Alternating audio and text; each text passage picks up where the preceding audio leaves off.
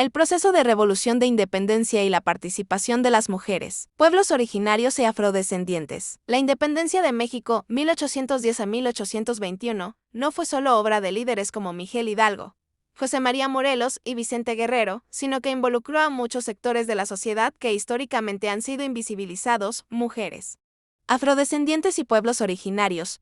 Su participación fue crucial, ya sea como soldados, espías, mensajeros o financiadores, aportando su fuerza y conocimiento a la lucha por la libertad. La participación de las mujeres. Las mujeres tuvieron una participación decisiva en la independencia de México, aunque durante mucho tiempo su papel fue invisibilizado en la historia oficial. Su contribución se dio en múltiples formas, como conspiradoras, espías, mensajeras, enfermeras, financiadoras, combatientes y en apoyo logístico. A continuación, se destacan los roles y ejemplos más importantes de su intervención. 1. Conspiradoras y líderes. Josefa Ortiz de Domínguez, conocida como la Corregidora, fue pieza clave en la organización de la conspiración de Querétaro, que buscaba iniciar la lucha por la independencia.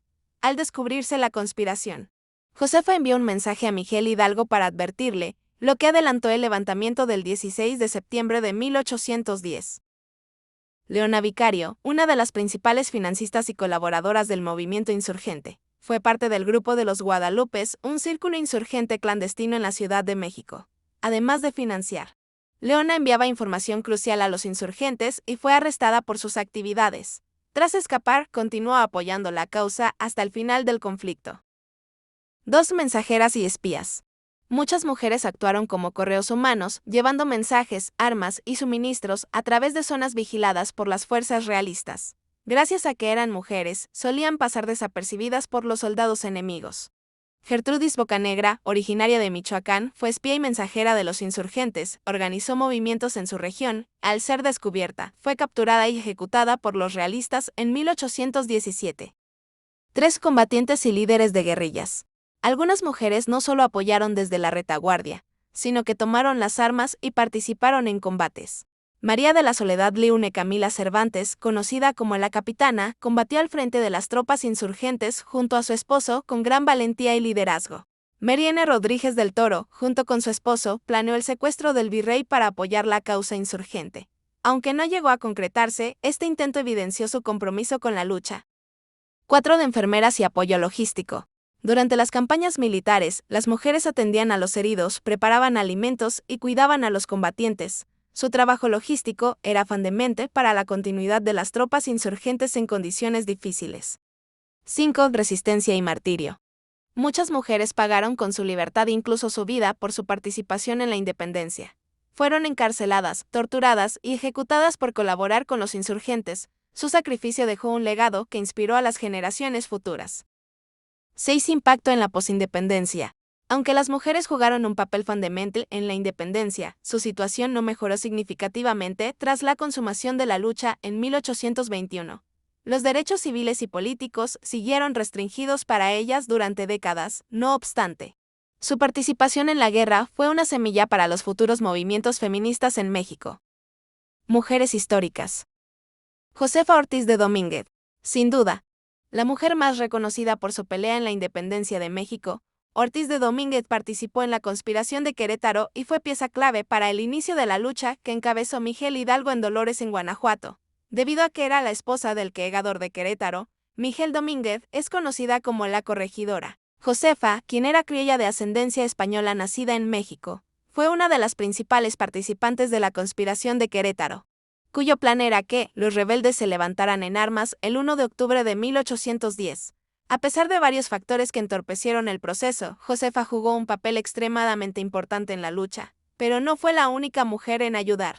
La Güera Rodríguez. María Ignacia Rodríguez de Velasco, mejor conocida como la Güera Rodríguez, fue una criolla de la alta sociedad que tuvo ideas liberales y asistía a reuniones políticas clandestinas con Miguel Hidalgo y Josefa Ortiz de Domínguez para planear el movimiento de independencia.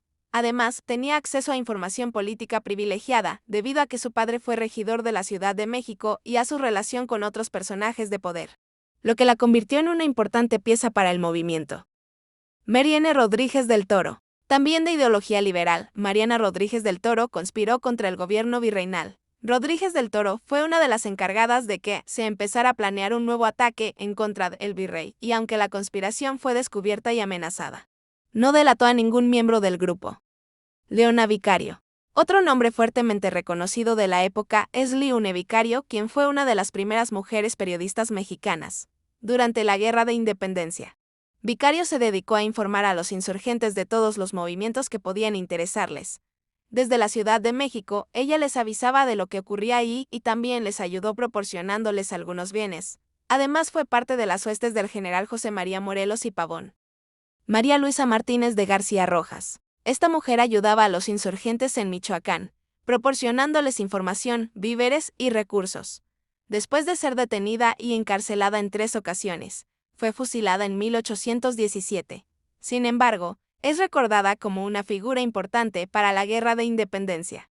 Altagracia Mercado. También conocida como la heroína de Huichapan, originaria del estado de Hidalgo, era una militar que financió la formación de un batallón que ella misma dirigió y logró vencer al ejército realista en varias ocasiones, hasta que su regimiento fue derrotado durante un combate el 24 de octubre de 1819. Manuela Medina. Esta indígena de Taxco, guerrera llamada la Capitana, viajó más de 100 leguas para conocer a Morelos, formó un batallón y combatió junto a un ejército. Además defendió sus ideas de libertad y despertó en el pueblo la conciencia de romper con el sometimiento. Los Guadalupes. En este grupo, además de hombres, participaron mujeres que lucharon por la independencia de la Nueva España. Leona Vicario y Mariana Rodríguez, entre otras, fueron miembros de los Guadalupes, el cual se mantuvo vivo desde 1908 hasta 1821. Y finalmente triunfó en el movimiento independentista. Además de todas estas fuertes mujeres, existieron cientos que acompañaban a sus familiares en la lucha de independencia y apoyaban transmitiendo recados, jugando un papel indispensable en la Guerra de la Independencia de México. Participación de los pueblos indígenas. Su participación fue diversa y compleja, reflejando tanto su anhelo de libertad y mejores condiciones de vida como sus alianzas circunstanciales con distintos actores del conflicto. A continuación, se destacan los aspectos más relevantes de su participación. 1. Motivaciones de los pueblos indígenas. Oposición a los abusos coloniales, sufrían la explotación económica como el pago de tributos, la pérdida de tierras comunales y la discriminación cultural y social. Recuperación de tierras y autonomía. Muchos indígenas vieron la guerra como una oportunidad para recuperar las tierras que les habían arrebatado durante la colonia y para liberarse de la opresión de los españoles y criollos. Alianzas oportunistas, en algunos casos, se unieron tanto al bando insurgente como al realista, dependiendo de quién ofrecía mejores garantías para sus comunidades. 2 primeros años, participación en la insurrección de Hidalgo. En 1810, cuando Miguel Hidalgo lanzó el Grito de Dolores, muchas comunidades indígenas respondieron rápidamente al llamado. En regiones como Michoacán, Guanajuato y el Bajío, miles de indígenas se sumaron al ejército insurgente. Sin embargo, su participación fue motivada más por el deseo de acabar con las injusticias que por un proyecto político nacional claro. El saqueo de la Alhóndiga de Granaditas y otras acciones reflejan tanto la violencia del conflicto como el descontento acumulado de las comunidades indígenas. 3. Papel de líderes indígenas en la insurgencia.